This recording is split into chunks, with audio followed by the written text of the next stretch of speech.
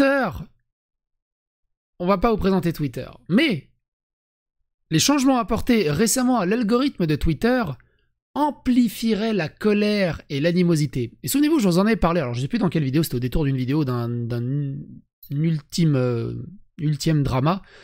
Je vous ai dit, c'est quand même bizarre, j'ai l'impression qu'il y a une animosité, une violence exacerbée en ce moment sur les réseaux sociaux, que j'ai imputé sur le fait que on a enchaîné le Covid, les gilets jaunes, les grèves, la réforme des retraites, bref, et des dramas complètement hallucinants dans tous les sens, Russie-Ukraine et tout ce bazar, et tout le monde était un peu cristallisé et un peu tendu. Et au final, ajouté à cette couche, on apprend que l'algorithme de Twitter amplifierait la colère et l'animosité, donc on va voir un article là-dessus. Et il y a un deuxième article qui est assez intéressant qui s'appelle « Les ventes de publicité sur Twitter aux États-Unis ont chuté de 59%. » Ce qui la fout mal également, hein, évidemment, sur Twitter depuis le rachat de Twitter. Souvenez-vous que Twitter a été racheté par Elon Musk pour beaucoup trop cher comparé à la vraie valeur de Twitter, si bien que Twitter, on va vérifier ça, mais en bourse, mais il me semble qu'il a perdu les 2/3 de sa valeur d'achat. Bref, on va faire le tour de tout ça.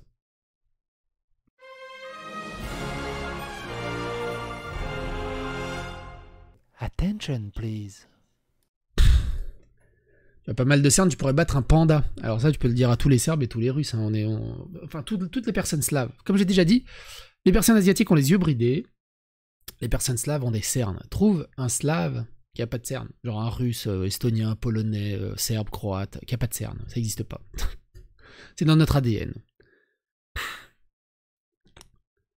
Les changements apportés à l'algorithme Twitter amplifient la colère et l'animosité. Selon des chercheurs qui ont constaté que les fils d'actualité mettent l'accent sur le contenu émotionnel, pour justement avoir plus de rétention. Les changements apportés par le Twitter d'Elon Musk aux algorithmes font que les utilisateurs voient beaucoup plus de tweets qui amplifient la colère et l'animosité qu'auparavant, selon ces chercheurs américains. Nous avons constaté que l'algorithme amplifie les tweets exprimant des émotions plus fortes sur 4 dimensions différentes. La colère, le bonheur, la tristesse et l'anxiété. En particulier ceux avec de la colère. Les lecteurs ont également des réponses émotionnelles accrues après avoir lu les tweets de l'algorithme et éprouvent notamment plus de colère. On conclut les auteurs. Moi, si tu tapes psychodélique sur Twitter, il faut être accroché. Avec Psycho, si tu l'énerves, tu es cerné. Je valide le jeu de mots. Franchement, je valide le jeu de mots, il faudra que je le retienne. Une nouvelle étude menée par des informaticiens de l'université Cornell et de l'université de Californie à Berkeley, publiée il y a quelques jours, a examiné les tweets montrés à 806 utilisateurs en février, je ne sais pas si c'était en Peugeot par contre, en comparant le contenu affiché sur les chronologies personnalisées pour vous, de Twitter, ainsi que le fil d'actualité chronologique. Les chercheurs ont constaté que les tweets montrés aux personnes sur leur fil d'actualité mettent désormais particulièrement l'accent sur le contenu émotionnel, et même si l'intention initiale n'est pas de provoquer une réaction, le résultat fait réagir les utilisateurs plus qu'ils ne l'auraient fait par le passé. Alors que les médias sociaux continuent d'avoir une influence significative sur l'opinion publique, il est crucial de comprendre l'impact des algorithmes d'apprentissage automatique qui filtrent et organisent le contenu. Cependant, les études existantes ont donné des résultats incohérents, potentiellement en raison des limitations telles que le recours à des méthodes d'observation, l'utilisation d'utilisateurs simulés plutôt que réels, la restriction à des types de contenus spécifiques ou des exigences d'accès interne qui peuvent créer des conflits d'intérêts. Pour surmonter ces problèmes, nous avons mené une expérience contrôlée préenregistrée sur l'algorithme de Twitter sans accès à Internet. La clé de notre conception était pour un grand groupe d'utilisateurs actifs de Twitter de collecter simultanément les tweets affichés par l'algorithme personnalisé et les tweets que l'utilisateur aurait vus s'il avait simplement été exposé aux derniers tweets de personnes qui le suivent. Nous avons ensuite interrogé les utilisateurs sur les deux ensembles de tweets dans un ordre aléatoire. Les chercheurs ont également remarqué que lorsque des tweets politiques étaient montrés par les algorithmes informatiques de Twitter, le comportement des utilisateurs était plus susceptible de changer, augmentant potentiellement le comportement d'exclusion, y compris les croyances négatives à l'égard d'un groupe de personnes dans la société ayant des opinions opposées. Nos résultats indiquent que l'algorithme amplifie le contenu émotionnel et en particulier les tweets qui expriment la colère et l'animosité hors groupe. De plus, les tweets politiques de l'algorithme amènent les lecteurs à percevoir leur groupe politique plus positivement et les groupes politiques externes plus négativement. Et ça, on l'avait déjà dit au travers des réseaux sociaux. Alors, réseaux sociaux, on englobe même YouTube, Twitter, Telegram, Facebook et ce genre de choses. Ce qui les intéresse évidemment, c'est de la rétention, que vous passiez un bon moment, et évidemment que l'algorithme va vous câliner dans les choses que vous aimez et vous enfermer dans cette bulle où vous êtes tout le temps avec des gens qui sont dans votre sens. Et ironiquement, plus vous êtes avec des gens qui sont dans votre sens, plus vous vous radicalisez par rapport aux gens qui ne sont pas dans votre sens, en fait. Ce qui tue tout débat au final. Fait intéressant, alors que les lecteurs disent généralement qu'ils préfèrent les tweets organisés par l'algorithme, ils sont moins susceptibles de préférer les tweets politiques sélectionnés par l'algorithme.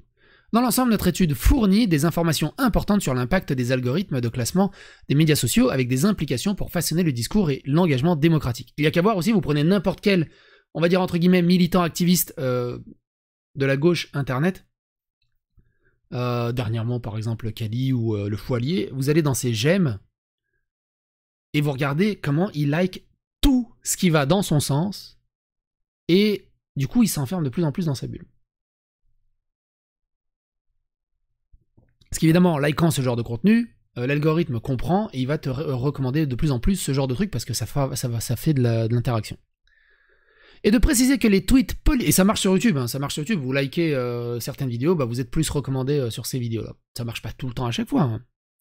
Pourquoi diffamez-vous Calivision? Je l'ai pas diffamé. Enfin, c'est factuel, c'est une expression de la vérité. Tiens, va dans ses j'aime. Et de préciser que les tweets politiques montrés par l'algorithme font preuve d'un plus grand parti pris et d'une plus grande animosité envers les groupes extérieurs. De plus, l'algorithme augmente légèrement le rapport entre le contenu du groupe extérieur et de celui du groupe intérieur, plutôt que de le renforcer. Les bulles de filtre ou les chambres d'écho. Ce que je veux dire par là, c'est qu'ils sont vraiment dans des chambres d'écho où ils s'auto-valident entre eux non-stop. Non-stop. C'est devenu de la folie furieuse. En revanche, poursuivent les chercheurs l'exposition à ces... C'est comme si moi, en fait, je faisais Minecraft sur Twitter et que je likais tous les tweets qui étaient dans mon sens. Et même qui se retrouvent même insultants envers les autres, tu vois.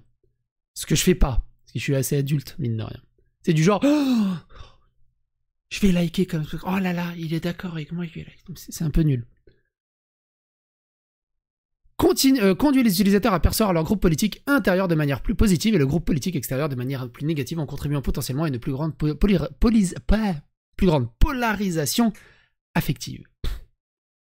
Ils ont également constaté que, comme la plupart des gens utilisent le fil d'actualité de Twitter leur propose en utilisant les algorithmes, les utilisateurs étaient également plus susceptibles de suivre certains types d'autres utilisateurs qui leur étaient recommandés, ce qui affectait ensuite le contenu qu'ils voyaient. Dans l'ensemble, plus les utilisateurs aimaient le contenu et suivaient des personnes ayant certains types d'opinions, plus ils étaient susceptibles de voir un contenu émotionnel similaire sur la plateforme.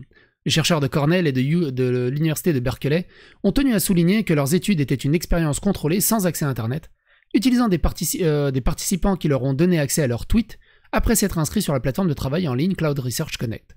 Alors que les médias sociaux continuent à avoir une influence significative sur l'opinion publique, il est essentiel de comprendre l'impact des algorithmes d'apprentissage automatique qui filtrent et sélectionnent le contenu, ont-ils déclaré. Les ambitions d'Elon Musk pour Twitter, Elon Musk a déclaré qu'il voulait transformer Twitter en une application tout en un, que les gens peuvent utiliser pour les paiements, les actualités et les commandes de nourriture. Acheter Twitter est un accélérateur pour créer X, l'application qui fait tout, a indiqué Elon Musk quelques semaines avant de finaliser une acquisition de 44 milliards de dollars du réseau social. Il a ensuite déclaré que Twitter pourrait être comme WeChat, l'application populaire chinoise qui combine les médias sociaux, la messagerie instantanée et les services de paiement. Mais près de 6 mois après sa reprise de Twitter, ses ambitions pour la plateforme sont restées pour la plupart des ambitions.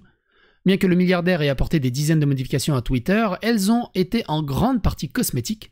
Ces changements ont surtout affecté l'apparence de la plateforme, a déclaré Jane Menchen Wong, un ingénieur logiciel indépendant qui étudie les applications sociales.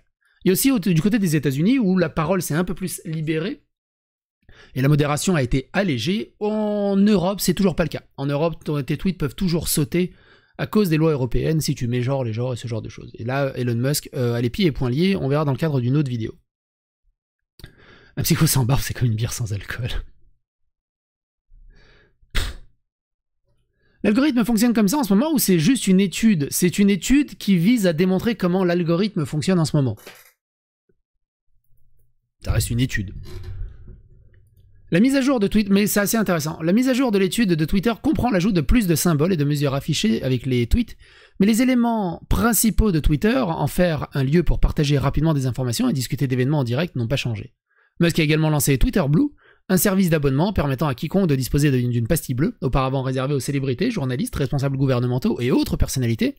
Cette pastille était attribuée aux comptes vérifiés et était depuis longtemps l'objectif de nombreux utilisateurs de Twitter. Il avait une excitation compréhensible lorsqu'il a été annoncé et que n'importe qui pouvait être vérifié en payant simplement un abonnement Twitter Blue. Mais l'inquiétude exprimée par beaucoup que cela conduirait à un problème d'usurpation d'identité et de faux comptes s'est avérée tout à fait fondée. L'un des objectifs derrière les manœuvres était de trouver un moyen de financement alternatif aux annonceurs, qui représente le plus gros de revenus de Twitter, pour permettre à Elon Musk de donner libre cours à sa vision de la liberté d'expression sans redouter de représailles financières de ces derniers. Il n'est pas clair si Musk compte réaliser ses ambitions plus larges pour Twitter ou s'il se contente d'exprimer avec la plateforme. Certains analystes ont suggéré qu'il pourrait vendre Twitter à un autre acheteur s'il ne parvient pas à en faire une application rentable et polyvalente. L'un des objectifs d'Elon Musk dans son acquisition concerne les algorithmes. Elon Musk entend rendre publics les algorithmes de tri des contenus Twitter afin que chacun puisse comprendre comment ils fonctionnent. Ces programmes informatiques qui définissent quels contenus vont être mis en avant en fonction du profil de chaque utilisateur sont décriés par les régulateurs et les chercheurs pour leur opacité et leurs effets de bord négatifs. Amplification de contenus clivants suscitant de nombreuses réactions par exemple. Le 24 mars, Elon Musk avait demandé si les algorithmes de Twitter devaient être passés en open source, ce qui rendrait leur code accessible et modifiable, ces logiciels gérant notamment l'affichage des tweets jugés les plus pertinents et intéressants, en fonction notamment du nombre de personnes ayant interagi avec. L'utilisateur a toutefois le choix avec l'affichage traditionnel de Twitter par ordre antéchronologique. Jack Dorsey, le fondateur de Twitter qui n'exerce plus aucune responsabilité dans l'entreprise, a déjà critiqué sa plateforme et suggéré des modifications. À ce message d'Elon Musk, il a répondu « Le choix d'utiliser ou non l'algorithme de son choix devrait appartenir à l'utilisateur ». Ça, c'est un bon truc que Elon Musk veut mettre en place, mine de rien. Encore une fois, cette idée que Musk est lié à ses sentiments sur la liberté d'expression. Je crains que la partialité de facto dans l'algorithme Twitter n'ait un effet majeur sur le discours public, a déclaré Musk à un abonné. Comment savons-nous ce qui se passe réellement ? En avril, les développeurs travaillant pour Twitter auraient ajouté un référentiel public sur la plateforme GitHub de l'entreprise appelée l'algorithme, puis ils l'ont supprimé avant que le code source ne soit verrouillé. Selon un tweet de Disclose TV, Twitter a verrouillé les modifications de son code source pour empêcher ses employés d'apporter les modifications non autorisées à la plateforme de microblogging selon les sources du média. Alors que le référentiel public semble avoir été supprimé, Disclose TV en outre a expliqué que certains développeurs de Twitter envoient un message à Elon Musk en ajoutant un référentiel de logiciel vide. Musk a révélé plus tôt qu'il voulait rendre l'algorithme de Twitter open source. Réagissant à cela, Clint Ehrlich, un analyste de la politique étrangère des États-Unis, a tweeté que les employés de Twitter se rebellent ouvertement contre son nouveau propriétaire. Il a dit que tout l'exercice consistait à troller Musk alors qu'il publiait un référentiel public appelé l'algorithme qui ne contient aucun code. Le référentiel public publié à GitHub a ouvert les vannes des grandes discussions et spéculations sur les réseaux sociaux. Considérant cela comme un message crypté, certains utilisateurs dans la plateforme spécialisée ont suggéré qu'il ne pourrait y avoir aucun algorithme, tandis que d'autres ont suggéré que Twitter utilise non pas un, mais plusieurs algorithmes répartis dans les bases de code. Évidemment que c'est un millefeuille d'algorithmes qui traînent dans le coin. Un autre petit article pour terminer là-dessus, c'est ça. C'est les ventes de publicité de Twitter aux États-Unis ont chuté de 59%, et les prévisions internes sont sombres, rapporte le New York Times. Les revenus publicitaires de Twitter aux États-Unis ont donc chuté de 59% au cours d'une année, selon une présentation interne obtenue par le New York Times. Les revenus publicitaires américains de la société pour les 5 semaines du 1er avril à la première semaine de mai étaient de 88 millions de dollars, en baisse de 60% par rapport à l'année précédente. Le propriétaire Elon Musk a déclaré dans une interview à la BBC en avril « Je pense que presque tous les annonceurs sont revenus ou ont dit qu'ils allaient revenir, mais les projections internes sont sombres selon le rapporteur du New York Times. » Une prévision interne citée par le New York Times prévoyait que les revenus publicitaires de Twitter aux États-Unis en juin diminueraient d'au moins 56% chaque semaine par rapport à il y a un an. Twitter a régulièrement été en deçà de ses projections de ventes hebdomadaires aux États-Unis, parfois jusqu'à 30%, et que les performances ne devraient pas s'améliorer de sitôt, selon les documents et 7 employés actuels et anciens de Twitter, a rapporté le New York Times. Le personnel de vente d'annonces de Twitter craint que les annonceurs ne soient effrayés par une augmentation des discours de haine et de la pornographie sur le réseau social, et putain ça je l'ai noté. C'est de la folie furieuse. Je commence à avoir peur de scroller Twitter en live. Je scrolle Twitter, d'un coup, il y a des nanas qui se font prendre, des trucs qui se font sucer. Enfin, c'est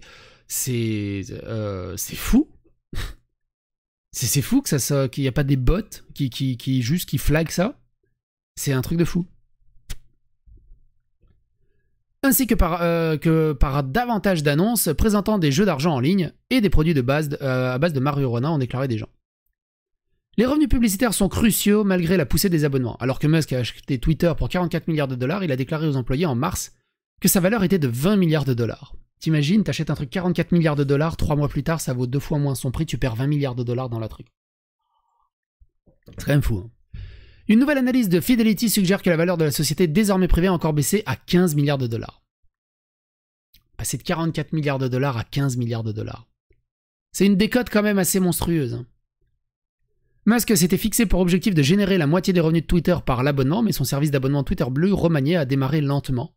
Comme l'indique le rapport du New York Times, inverser le déclin de la publicité est crucial car les publicités représentent depuis longtemps 90% des revenus de l'entreprise.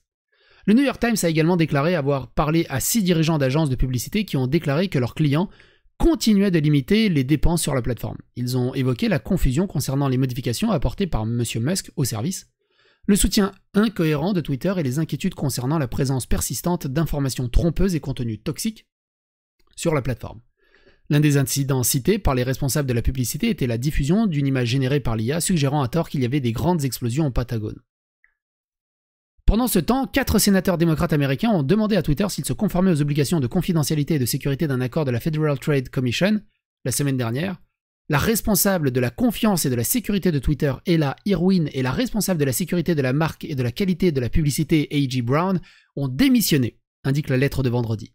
Ces départs, à la suite d'une série de démissions très médiatisées des principaux responsables de la confidentialité, de la sécurité des informations et de la conformité de Twitter, soulèvent des inquiétudes quant à la capacité de Twitter à se conformer à ses obligations légales. La lettre a été envoyée à Musk et à la nouvelle PDG de Twitter, Linda Yaccarino. N'oubliez pas, hein, Musk a quitté ses fonctionnalités de PDG de Twitter, il reste en tant qu'exécutif, mais c'est une nouvelle, c'est Linda Yaccarino.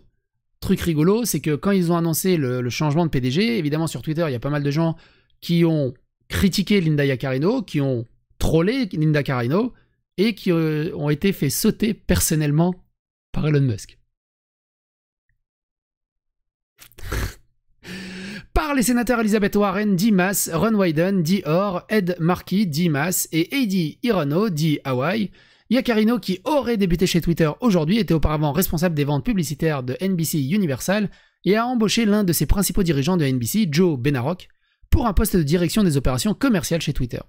La FTC enquête déjà sur Twitter, se concentrant apparemment sur son respect des conditions dans un règlement de mai 2022, avec l'agence dans laquelle Twitter a accepté de payer une amende de 150 millions de dollars pour avoir ciblé des publicités sur des utilisateurs avec des numéros de téléphone et des adresses e-mail collectées auprès de ces utilisateurs lorsqu'ils ont activé l'authentification à 2 facteurs.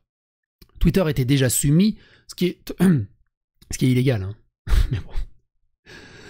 Twitter était déjà soumis à un règlement de 2011 qui interdisait à l'entreprise de déformer ses pratiques en matière de confidentialité et de sécurité. La présidente de la FTC, Linda Khan, a déclaré à Twitter dans une lettre du 27 janvier qu'elle était troublée par les retards de Twitter et les obstacles que ces retards créent pour l'enquête de la FTC. Alors qu'un républicain de la Chambre s'est opposé à l'enquête de la FTC, la lettre des sénateurs démocrates a déclaré que le comportement de M. Musk révèle une indifférence apparente envers les obligations légales de longue date de Twitter. Les sénateurs ont posé une série de questions concernant la conformité de Twitter aux obligations de la FTC, demandant des réponses d'ici le 18 juin, indépendamment de sa richesse personnelle. M. Musk n'est pas exempté de la loi, et la société qu'il a achetée non plus, ont-ils écrit. Tiens, on va voir vite fait Twitter à la bourse. Ce que ça donne.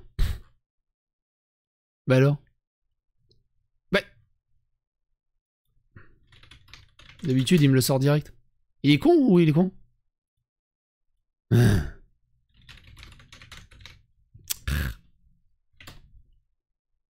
il sort plus le truc boursier, lui. D'habitude, t'as juste à écrire ça et il te sort le truc boursier. C'est chiant. Parce que là-dessus, c'est extrêmement pénible. Ouais, il est nul, ce truc. Bon, je trouverai un autre site une autre fois. C'est con, ça, qu'il sort plus... C'est triste. Parce qu'il était vachement pratique le truc de Google au niveau de la bourse. Ouais, tu vois, ça marche bien les autres sites. Hein. Ah, ça y est. C'est quoi ça? Twitter, ok. Comment on fait? Sur 6 mois?